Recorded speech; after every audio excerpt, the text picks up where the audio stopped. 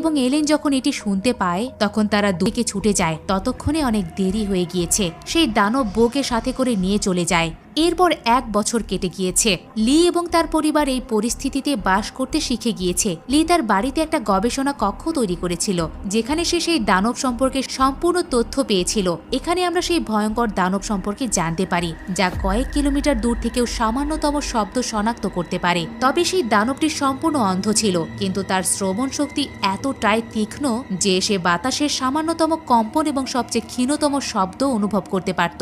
এই দানবের ত্বক লোহার চেয়েও শক্তিশালী ছিল, যা তাদের বুলেট এবং যে কোনো অস্ত্র থেকে রক্ষা করত। আসলে 1 বছর আগে এই দানবটি মহাকাশ থেকে একটা মেট্রোওয়েভের মাধ্যমে পৃথিবীতে এসেছিল। এই দানবগুলো এত দ্রুততম ছিল যে অল্প সময়ের মধ্যে তারা সারা পৃথিবীতে ছড়িয়ে পড়ে এবং এই পৃথিবী থেকে মানুষের প্রায় সমস্ত চিহ্ন মুছে ফেলে। এই দানবদের হাত থেকে বাঁচার একটাই উপায় ছিল, তা হলো চুপ থাকা। কারণ লি এবং তার পরিবার এই গোপন রহস্য জানত। সেই কারণেই সে নিজের জন্য সম্পূর্ণ নিরাপত্তা নিশ্চিত করেছিল। লি তার বাড়ির চারিপাশে সিসিটিভি ক্যামেরা স্থাপন করেছিল, যাতে সে দানবের আগমনের তথ্য পেতে পারে। এছাড়াও লি সিঁড়ি এবং পথের ধাপে বিশেষ চিহ্ন রেখেছিল, যাতে দানবরা তাদের পায়ের শব্দ শুনতে না পায়। লি তার বাড়ির একটা ভূগর্ভস্থ ব্যাংকারও তৈরি করেছিল, যেখানে সে ওই দানবদের উপর গবেষণা করত। সে আরও জানতে পারছিল যে ওই এলাকায় মোট 3টি দানব উপস্থিত ছিল। এখন লি সেই দানবদের দুর্বলতা খুঁজে বের করার চেষ্টা করছিল। একই সাথে লি রেডিওর মাধ্যমে সারা বিশ্বে সাহায্যের সংকেত পাঠাচ্ছিল, কিন্তু এখন পর্যন্ত সে কারো সাথে যোগাযোগ করতে পারেনি। এখানে আমরা জানতে পারি যে এলেন গর্ভবতী। সে শীঘ্রই একটা শিশুর জন্ম দিতে চলেছে।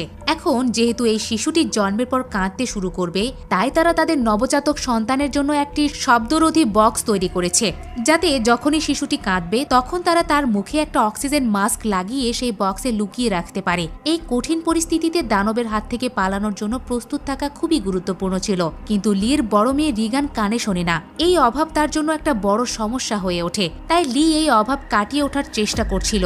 লি তার মেয়ে রিগানের জন্য একটা ক্লিয়ার হিয়ারিং অ্যাম্পলিফায়ার তৈরি করে রিগানকে দেয়, কিন্তু রিগান এই অ্যাম্পলিফায়ার নিয়ে খুশি ছিল না, কারণ সে মনে করছিল যে সবসময় এই অ্যাম্পলিফায়ারটি কাজ করবে না। কারণ লি ইতোমধ্যেই তার মেয়ে রিগানের জন্য অনেক অ্যাম্পলিফায়ার তৈরি করে ফেলেছে। সেই কারণেই রিগান প্রথমে অ্যাম্পলিফায়ারটি ফেলে দেয়, কিন্তু যখন সে অ্যাম্পলিফায়ারটি পরীক্ষা করে তখন অ্যাম্পলিফায়ারটি কাজ করতে শুরু করে। বাইরের জগতের শব্দ শোনার সাথে সাথে সে আনন্দে কাঁদতে শুরু করে এবং রিগান তার ছোট ভাইকেও মনে করে। রিগান এখনও তার ভাইয়ের মৃত্যুর জন্য নিজেকে দোষারোপ করে। এর থেকে বোঝা যায় যে যদি সে সেদিন তার ভাইকে খেলনা রকেটটি না দিত, তাহলে তার ভাই আজকে বেঁচে থাকতো। রিগান তার বাবার কাজে সাহায্য করতে চেয়েছিল, তাই রিগান তার বাবার ভূগর্ভস্থ ব্যাংকারের দিকে যেতে শুরু করে, কিন্তু তারপর তার বাবা তাকে ভেতরে ঢুকতে দেয় না, কারণ 1 বছর আগে রিগান তার ছোট ভাইকে একটা খেলনা রকেট দেওয়ার